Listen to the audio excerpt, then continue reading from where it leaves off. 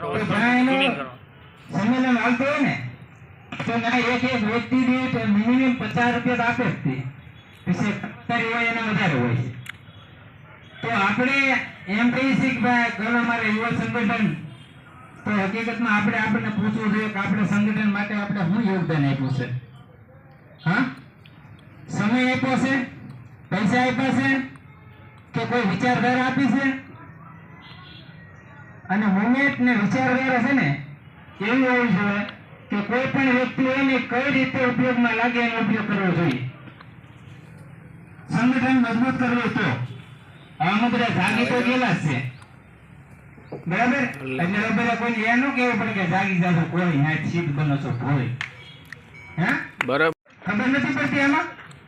ખબર હોય કે પડકે બધી ભાતના ભોજન હોય એક ગોબર પીડ્યું હોય તો બધી ભાતના ભોજન જ જમાય, ઓલામાં કોઈ મોઢું ના મારે. એટલા જાગૃત થઈ ગયા છીએ આપણે.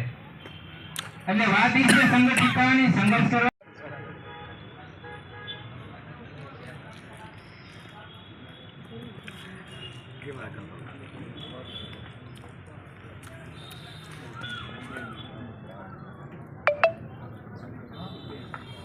હાલો,